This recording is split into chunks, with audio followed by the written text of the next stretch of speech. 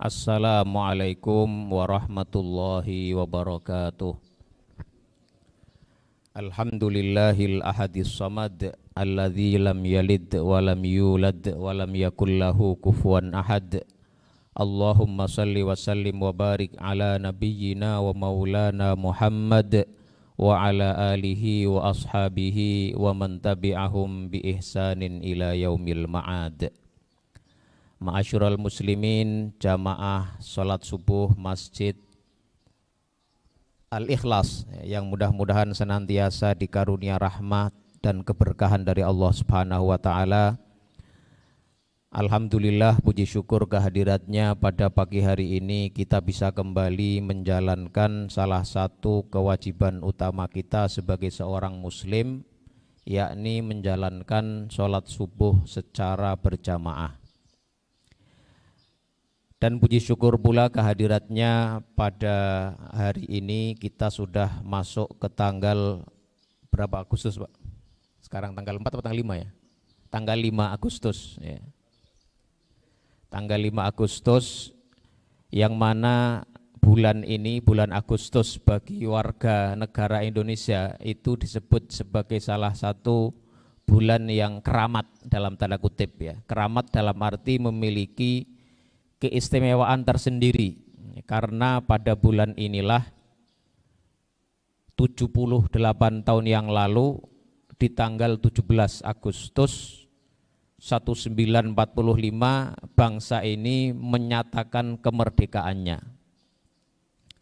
Saya baru semalam tanpa sengaja itu mendapat kiriman di salah satu grup WA ceramahnya Profesor Mahfud MD yang menyatakan satu bangsa yang memerdekakan diri setelah mengusir penjajah itu hanya Indonesia katanya.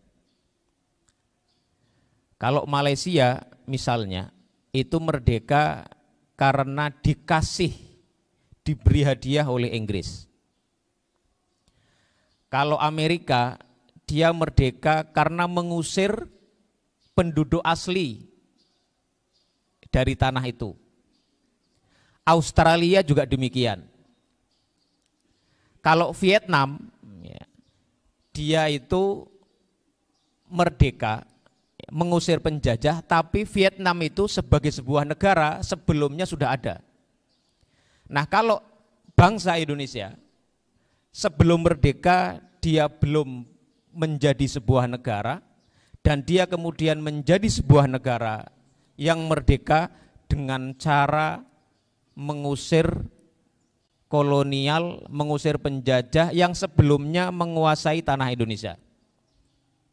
Di situ juga disebutkan, diceritakan bahwasanya awalnya Jepang itu sudah menawarkan mau memberikan kemerdekaan kepada Indonesia pada tanggal 20 atau 24 saya lupa. Saat itu Soekarno sudah setuju. Ya. Ini saya cerita dulu Pak ya sebelum kita masuk kajian kita ya. Biar kita nggak lupa sejarah. Soekarno sudah setuju, Hatta sudah setuju, beberapa tokoh nasional sudah setuju bahwa Jepang ingin memberikan kemerdekaan kepada Indonesia. Tapi kemudian ada sejumlah kelompok pemuda yang berpandangan berbeda. Mereka mengatakan, wahai Soekarno, ya, wahai Hatta, kita harus memerdekakan bangsa Indonesia sesegera mungkin. Kalau kita tidak merdeka sekarang, tidak merdeka secepatnya, mungkin kita tidak akan merdeka selamanya. Mengapa? Karena ada satu kesepakatan internasional, ada satu konvensi internasional saat itu yang menyatakan kalau ada satu wilayah ya, yang merdeka, dia di bawah satu penjajah, yang penjajah itu nanti kalah, maka wilayah itu bisa diserahkan atau diambil oleh orang yang menang perang terhadap penjajah yang menjajah negara itu sebelumnya. Maka dari itu akhirnya Soekarno awalnya menolak, tidak, karena saya sudah janji mau menerima kemerdekaan dari Jepang pada tanggal 24 itu kalau nggak salah ya. Kemudian Soekarno diculik ke Rengas Dengklok ya. Disitulah kemudian Soekarno pada tanggal 16 Agustus menyatakan proklamasi Indonesia. Ya, dengan ini menyatakan kemerdekaannya.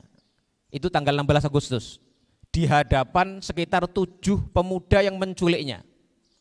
Kemudian Soekarno kembali sorenya ke Jakarta, dia berpikir proklamasi yang sudah dinyatakan di depan 7 orang itu nampaknya belum marem, kalau orang Jawa bilang, belum sah. Sebenarnya sudah sah tapi belum puas karena baru dinyatakan di depan 7 orang anak muda yang menculik beliau.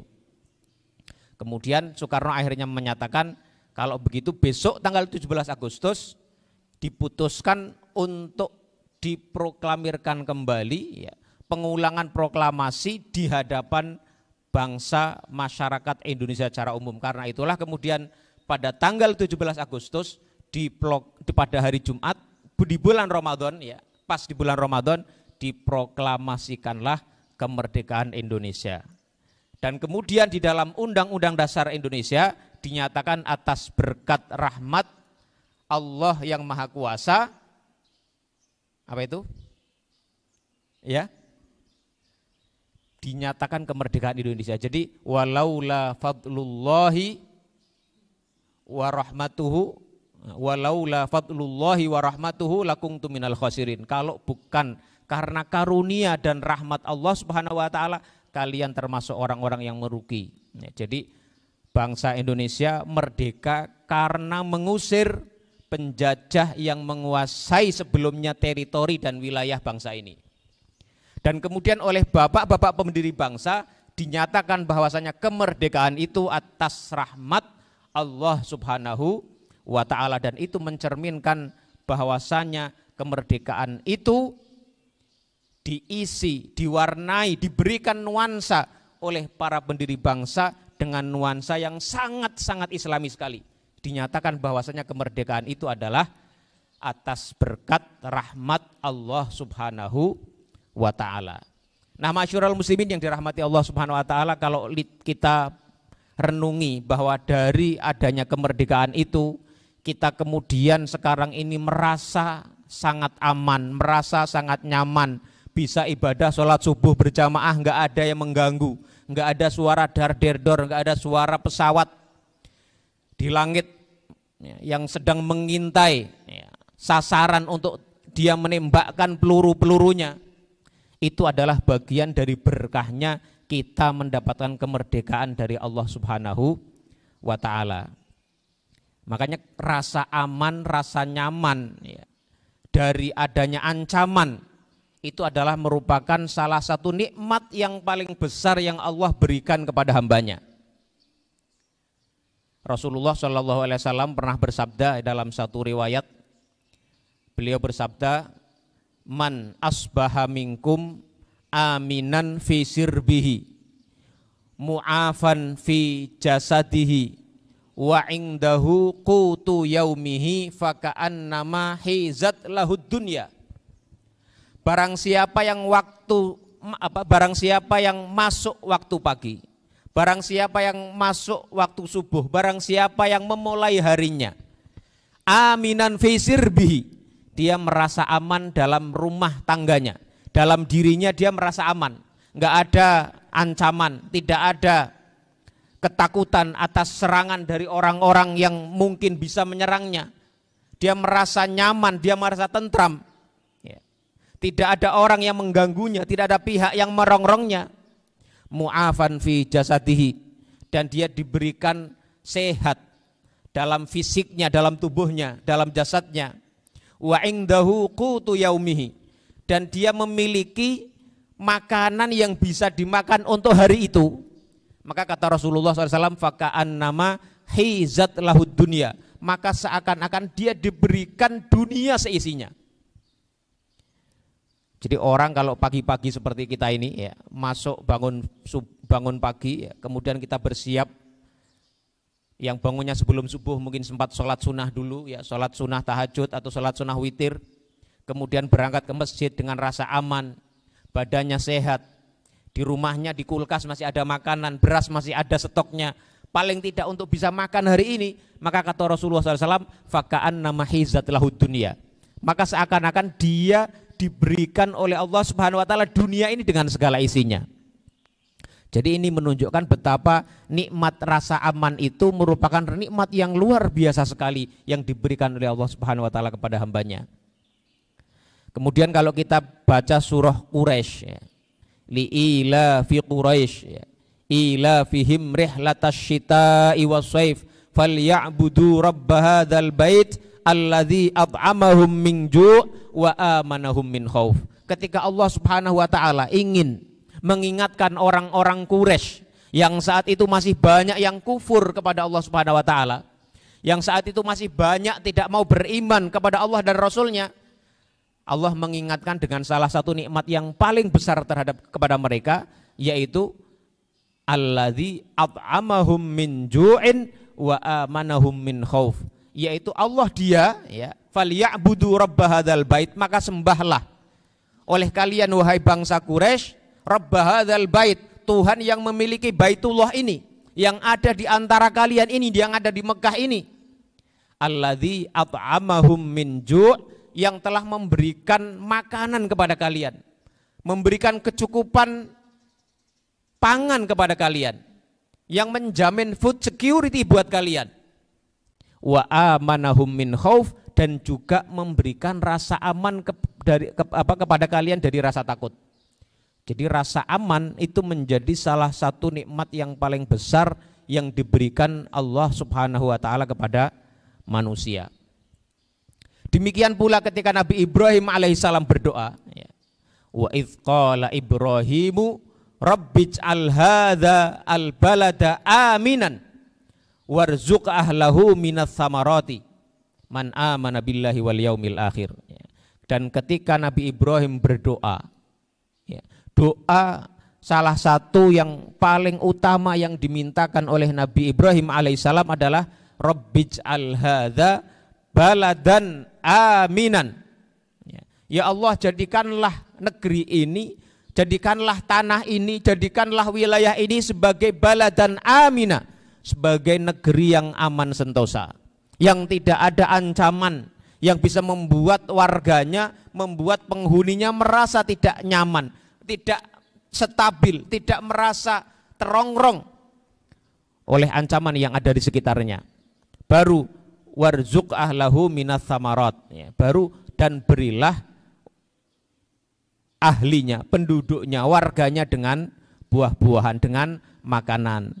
Para sebagian mufasir mereka menafsirkan, ya, mengapa Allah Subhanahu wa taala mendahulukan doa Ibrahim itu dengan Rabbij'al hadza baladan amina, dengan meminta rasa aman, meminta stabilitas keamanan dulu sebelum masalah pangan. Karena kalau orang nggak aman, bagaimana mungkin dia bisa mencari rizki dan mencari makan? Kalau orang tidak merasa aman, dihantui rasa takut, dihantui dengan ancaman-ancaman, bagaimana mungkin dia bisa menikmati makanannya dengan enak?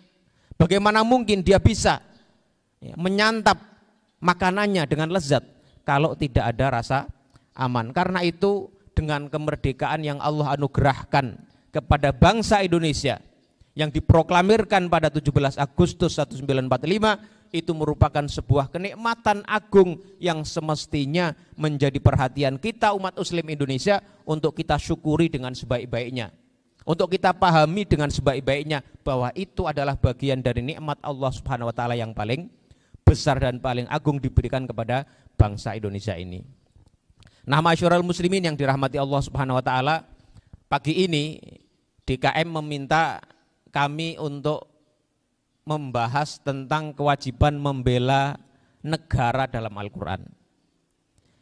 Kalau ditanya, ada enggak dalam Al-Quran konsep kewajiban bela negara? Kalau jawaban singkatnya enggak ada. Kalau kita ingin menjawab dengan perspektif tekstualis, bahwa istilah bela negara, kewajiban bela negara itu tidak ada dalam Al-Quran. Bahkan konsep tentang negara juga enggak ada dalam Al-Quran. Jadi orang itu kalau sekarang menyebut istilah negara itu dengan istilah waton, al-waton, atau nation state yang dipahami dalam masyarakat modern saat ini, itu konsepnya enggak ada dalam Al-Quran. Kalau kita mau melihat dari sisi atau dari cara pandang perspektif yang tekstualis, yang kita melihatnya secara teks, nggak ada kalimat yang memberikan indikasi tentang konsep nation state atau negara bangsa dalam Al-Quran. Kalau konsep negara bangsa saja nggak ada, bagaimana dengan konsep bela negara dalam Al-Quran? Tapi tunggu dulu, ya, tunggu dulu. Karena kalau kita nanti bahas secara lebih dalam ya, mengenai konsep ini, maka ternyata di dalam Al-Quran itu akan kita temui beberapa konsep-konsep dasar ya, yang bisa menjadi landasan bagi kita untuk memahami konsep ini. Jadi sebelum kita masuk kepada konsep bela negara, kita perlu memahami konsep negara dulu dalam Al-Quran.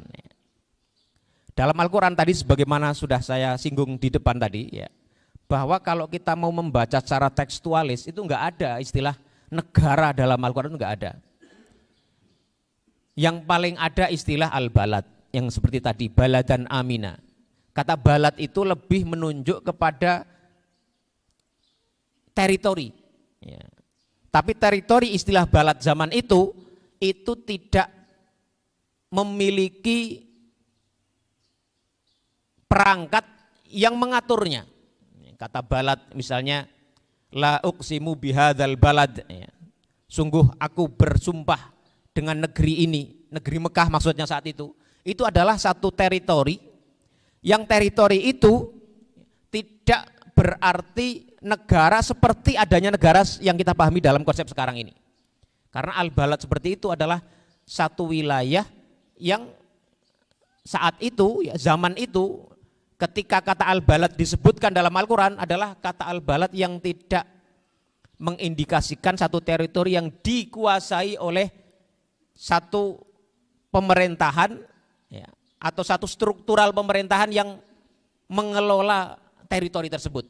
Sebagaimana Nabi Ibrahim tadi ketika berdoa, Rabbij'al hadza baladan amina, jadikanlah negeri ini sebagai negeri yang aman. Itu saat itu Mekah nggak ada penghuninya, hanya beliau, istrinya Hajar ya, dengan anaknya Ismail. Ini. Kemudian ada hal lain ya, yang juga disebutkan dalam Al-Quran yang bisa membawa kita menjadi landasan kita untuk memahami tentang konsep nasionalisme atau negara bangsa dalam Al-Quran ya. Dalam Al-Quran disebutkan misalnya bahwasanya Allah SWT berfirman, ya ayyuhan nasu inna khalaqnakum, dalam surat Al-Hujurat ya ayyuhan nasu inna khalaqnakum min dzakarin wa untha wa ja'alnakum syu'uban wa qabaila lita'arafu. Wahai umat manusia, inna khalaqnakum min dzakarin wa untha, sesungguhnya kami, kata Allah Subhanahu wa taala, menciptakan kalian dari laki-laki dan perempuan. Wa ja'alnakum syu'uban, dan kami telah menjadikan kalian syu'uban, berbangsa-bangsa. Nah, kata syu'ub itu jamak dari sya'ab.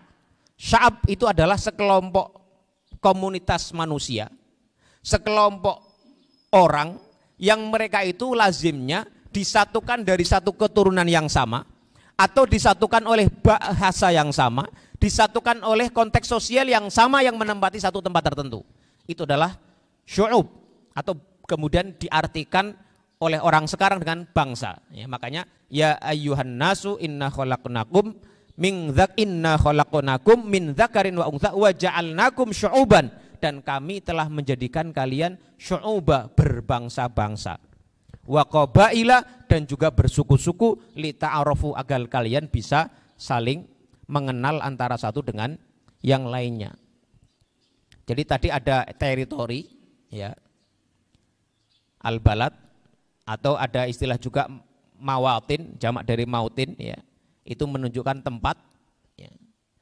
Kemudian juga ada syu'ub, bangsa yang mendiami satu tempat tertentu, satu teritori tertentu, dan biasanya mereka disatukan baik oleh bahasa, disatukan oleh satu keturunan yang sama, atau yang lainnya. Kemudian ada istilah lain juga yang bisa menjadi landasan konsep negara, konsep nation state dalam Al-Quran, itu adalah adanya kalimat ulul amr.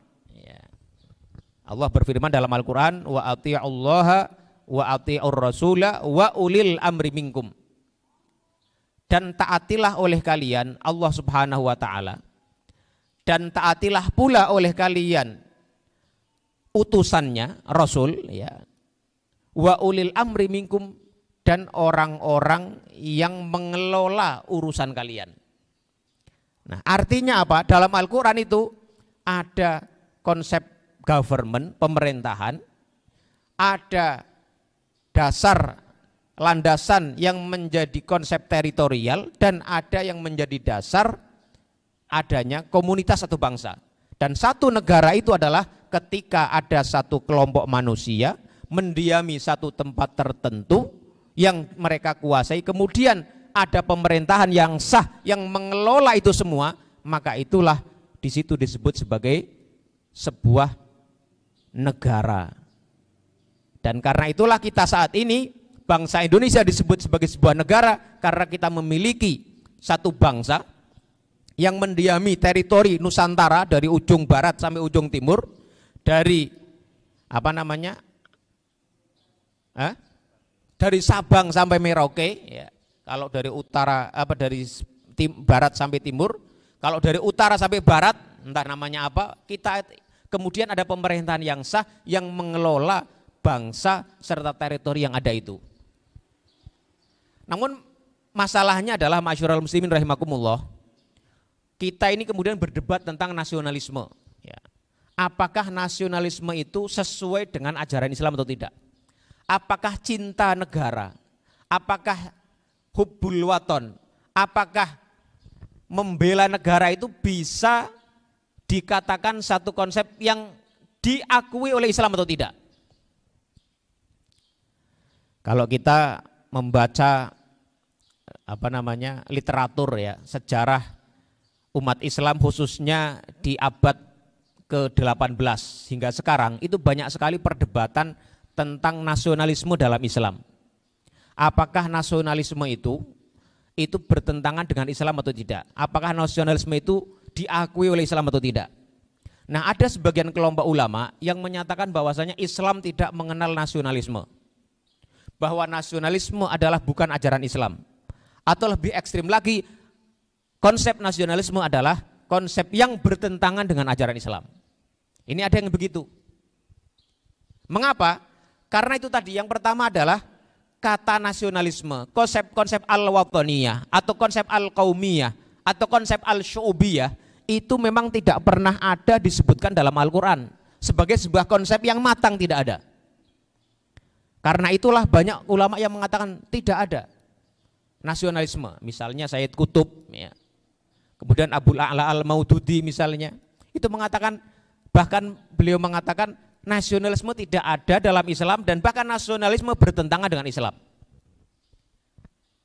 Dan kebanyakan para ulama yang berargumentasi, ya, atau yang menyatakan bahwasanya nasionalisme itu tidak ada dalam Islam, bahwa nasionalisme itu bahkan bertentangan dengan Islam, itu biasanya mereka berargumen dengan beberapa argumentasi. Yang pertama tadi, ya, tidak adanya konsep nasionalisme dalam Al-Quran maupun dicontohkan oleh Rasulullah SAW. Yang kedua, ya, nasionalisme adalah satu paham yang diimpor dari Barat. Jadi konsep nasionalisme itu adalah konsep yang muncul di Eropa pada abad ke-18. Ya. Yang ketiga, mengapa sebagian ulama menolak, ya, nasionalisme, bahkan mengatakan bahwa nasionalisme itu bertentangan dengan ajaran Islam? Karena nasionalisme itu bisa mendorong seseorang atau mendorong satu kaum, mendorong satu bangsa, mendorong satu negara untuk menyatakan diri sebagai satu-satunya bangsa yang paling unggul, kemudian dia meremehkan bangsa-bangsa yang lain. Dan kalau sudah demikian, dan kalau umat Islam mengambil pola ini, mengambil konsep ini, maka mereka akan terpecah-pecah antara satu dengan yang lainnya. Umat Islam yang ada di Indonesia nanti dia akan merasa berbeda, merasa lebih unggul dari umat Islam yang ada di Malaysia. Umat Islam yang nanti berada di negara Arab Saudi, dia akan merasa lebih hebat, lebih utama, lebih unggul dibanding masyarakat Muslim yang ada di Tunisia misalnya, atau di Maroko misalnya. Jadi nasionalisme itu bisa membawa perpecahan di kalangan umat Islam. Padahal Al-Quran menyatakan wa'tasimu bihablillahi jami'an wala tafarraqu, wa'tasimu bihablillahi jami'an wala tafarraqu. Berpegang teguhlah kalian semuanya, bersatulah kalian semuanya dengan berpegang teguh dengan tali Allah Subhanahu wa taala, wala tafarraqu, dan janganlah kalian berpecah belah. Nah, kalau umat Islam di dunia ini mengadopsi konsep nasionalisme, maka mereka dipastikan akan terpecah belah karena masing-masing akan membanggakan nasionalisme sendiri. Orang Indonesia bangga dengan nasionalisme Indonesia. Sampai-sampai kalau nanti bertemu dengan sesama muslim yang lain dari Malaysia, dia akan mengunggulkan keindonesiaannya daripada kepersaudaraan secara Islamnya antara orang muslim di Indonesia dengan muslim di Malaysia misalnya. Padahal innamal mu'minuna ikhwatun. Dalam surat Al-Hujurat, bahwasanya seorang mukmin dengan mukmin yang lain itu adalah ikhwah, adalah saudara. Sebagaimana saudara kandung antara satu saudara dengan kakaknya atau dengan adiknya. Ini yang menjadi argumen bagi orang-orang yang mengharamkan konsep nasionalisme. Orang-orang yang menyatakan bahwasanya nasionalisme itu bertentangan dengan Islam.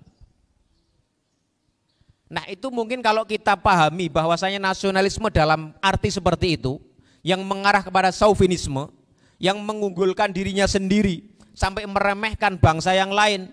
Bahkan kalau satu muslim sampai dia tidak lagi menyadari, tidak lagi meyakini bahwa saudara muslimnya di negara lain, di Malaysia misalnya, di Brunei misalnya, di Singapura misalnya, di Maroko misalnya, itu bukan sebagai saudara yang wajib dia hormati sebagai seorang saudara, dia anggap sebagai satu tubuh yang sama sebagaimana dirinya dinyatakan oleh Rasulullah kal bunyanil marsus, yasuddu ba'duhum ba'dha, yang menguatkan satu dengan yang lainnya, maka mungkin bisa dibenarkan bahwasanya nasionalisme bisa diharamkan atau dinyatakan berlawanan dengan ajaran Islam.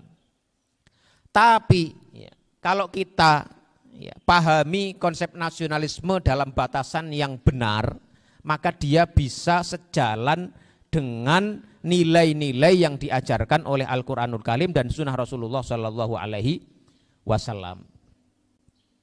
Jadi nasionalisme kalau kita pahami sebagai satu sikap untuk mencintai negara kita sendiri, mencintai tanah air kita sendiri, maka itu diakui dalam Al-Quran.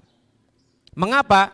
Karena cinta tanah air, cinta dengan rumah tinggal sendiri, cinta dengan tanah kelahiran sendiri, itu adalah bagian dari fitrah yang Allah tetapkan kepada manusia. Bahkan bukan hanya manusia, hewan-hewan pun, makhluk hidup yang lain pun diberikan fitrah oleh Allah Subhanahu wa taala untuk mencintai tanah airnya sendiri, untuk mencintai tempat di mana dia lahir, tempat di mana dia tumbuh, dan tempat di mana dia berkembang.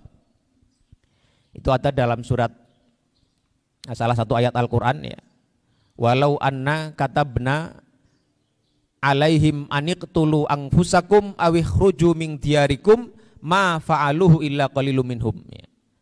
Ini konteksnya adalah Allah Subhanahu wa taala mengatakan terhadap kondisinya orang-orang munafik yang mana mereka itu dipastikan akan berat menjalankan sesuatu, mereka tidak mau menjalankan sesuatu ujian yang berat yang Allah tetapkan kepada mereka.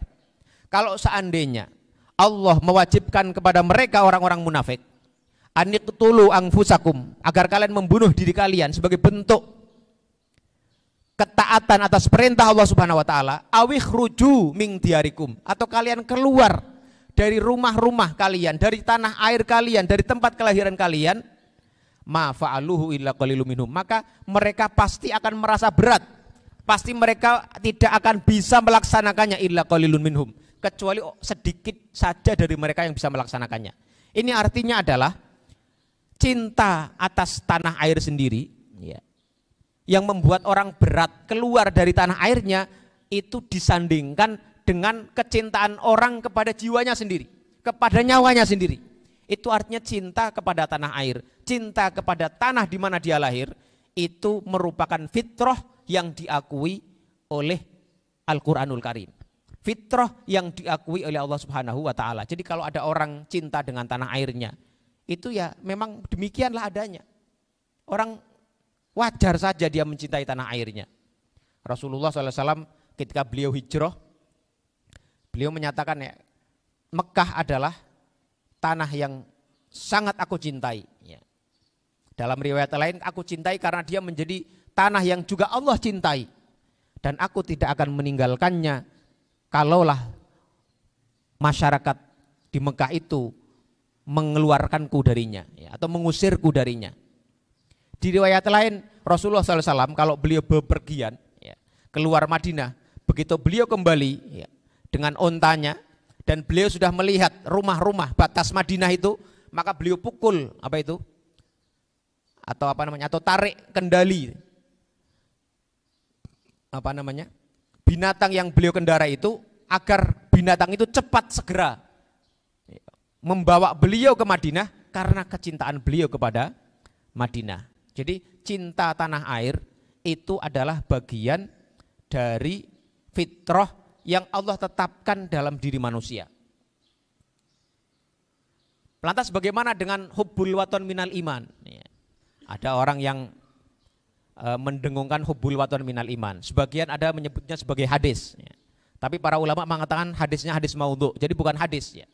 Ini disebutkan misalnya oleh Asy-Syaikh Al-Ajluni, ya, Al-Imam Al-Ajluni dalam kitab beliau Kashful Khofa wa Muzilul Ilbas fima ishtahara minal ahadithi fi al-sinatin nas. Ya. Ada kitab ya, Syekh Imam Al-Ajluni yang hidup di tahun 1100-an, beliau membuat kitab ya, namanya Kashful Khofa wa Muzilul Ilbas. Ya. Kitab yang isinya adalah sekumpulan, ada sekitar 3.000 ungkapan-ungkapan yang diklaim sebagai hadis Nabi, diklaim sebagai ungkapan Rasulullah SAW, tapi nyatanya tidak. Dan di situ salah satu yang disebutkan adalah tadi, hubbul waton minal iman. Cinta tanah air adalah bagian daripada iman. Itu disebutkan di situ. Ya. Beliau mengutip dari ulama yang sebelumnya, As-Saghani, yang mengatakan bahwa ini adalah hadis maudhu. Artinya ada sebagian orang yang mengklaimnya sebagai hadis, tapi ulama hadis menyatakan dia bukan hadis, tapi hadisnya hadis maudhu. Artinya Nabi Muhammad SAW terverifikasi tidak pernah menyatakan kalimat itu, kalimat hubbul waton minal iman. Lantas kalau dia bukan hadis, apakah maknanya bisa dibenarkan? Ini juga menjadi perdebatan para ulama. Kalau yang dimaknai dengan hubbul waton minal iman, bahwa cinta tanah air adalah bagian daripada iman, itu dengan makna yang seperti itu, maka itu bisa jadi tidak bisa atau tidak bisa dipahami secara begitu. Karena itu tidak sesuai dengan prinsip dalam Islam. Mengapa? Karena cinta tanah air itu statusnya sama dengan orang mencintai nyawanya sendiri. Sama statusnya seperti orang mencintai hartanya.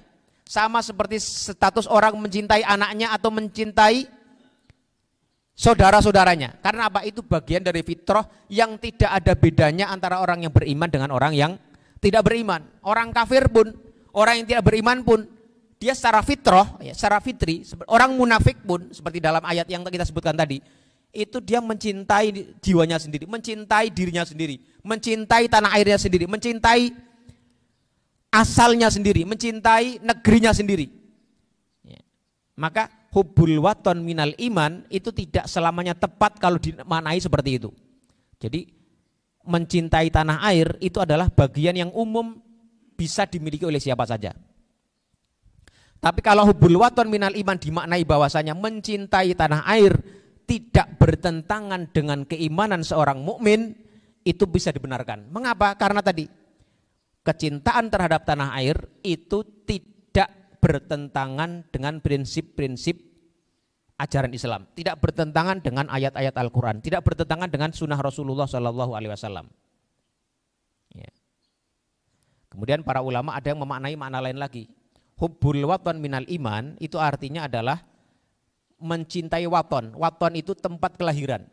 Maksudnya itu adalah al-jannah. Kenapa? Karena al-jannah itu adalah tempat pertama kali Nabi Adam diciptakan oleh Allah Subhanahu wa taala di situ. Maka hubbul waton ay hubbul jannah minal iman. Ada ulama yang mengartikan seperti itu.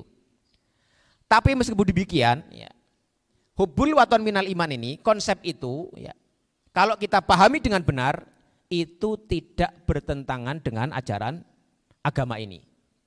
Tapi sekali lagi, bahwa kalimat redaksi hubbul waton minal iman itu adalah bukan hadis Nabi Muhammad Shallallahu Alaihi Wasallam. Ini ya, ini sekilas tentang konsep nasionalisme, konsep negara yang harus kita pahami sebelum kita bicara tentang bela negara. Jadi kalau kita tadi mengutip, ya, membahas tentang sebagian ulama yang mengharamkan, yang menyatakan bahwa nasionalisme bertentangan dengan Islam karena nasionalisme bisa mengkotak-kotakkan umat Islam dalam satu bangsa-bangsa tertentu, sehingga satu bangsa bisa memusuhi bangsa yang lainnya, sehingga satu bangsa tidak lagi merasa sebagai saudara sebagaimana bangsa muslim lainnya, sehingga satu bangsa tidak lagi merasa sebagai bagian satu tubuh atau satu bangunan sebagaimana Rasulullah SAW menyatakan sebelumnya, maka itu bisa menyeret kepada nasionalisme yang diharamkan dan bertentangan dengan Islam. Tapi kalau nasionalisme itu justru memperkuat kohesi, ikatan antara satu muslim dengan satu muslim yang lain dalam satu komunitas yang sama, dalam satu bangsa yang sama, dalam satu negara yang sama, dan tidak membuat bangsa itu kemudian memusuhi bangsa-bangsa lainnya karena konsep nasionalisme ini, maka nasionalisme yang seperti itu justru sejalan dengan semangat yang ingin dibawa oleh Islam. Contohnya, kita di Indonesia sebelum ada konsep bank negara Indonesia itu kan terpecah-pecah. Ada orang Jawa, ya, muslimnya muslim Jawa. Ada orang Maluku, muslimnya muslim Maluku. Kalaupun muslimnya di Maluku. Ada orang Sumatera, yang muslimnya Sumatera. Saat itu terpecah-pecah. Tapi dengan banyaknya, ya, kelompok-kelompok Islam di berbagai wilayah, di berbagai suku, di berbagai pulau itu, kemudian justru kohesinya, rasa persatuannya semakin kuat karena adanya negara bangsa Indonesia ini. Maka konsep negara bangsa ini, nasionalisme yang seperti ini justru bermanfaat, justru memiliki nilai yang penting yang sejalan dengan semangat ajaran Al-Quran untuk mempersatukan umat Islam sekuat-kuatnya. Maka kalau sekarang kita bertemu atau menganggap umat Islam yang ada di Sulawesi, umat Islam di Sumatera, karena yang pertama ikatan Islamnya yang pertama, kemudian ikatan kebangsaannya, ikatan kesatunegaraannya itu semakin memperkuat kohesi itu, maka disitulah nasionalisme sejalan dengan ajaran Islam. Jadi kalau kita nanti, ya, sekali lagi mendengar, membaca, melihat perdebatan tentang nasionalisme sejalan dengan Islam atau tidak, itu harus dipilah, ya. Karena memang nasionalisme tidak ada dalam Al-Quran maupun Sunnah. Nasionalisme tidak ada dalam konsep yang diwariskan Rasulullah SAW. Karena itulah maka konsep-konsep yang datang baru seperti itu harus dihukumi secara satu demi satu. Antara satu kasus dengan kasus yang lainnya bisa berbeda.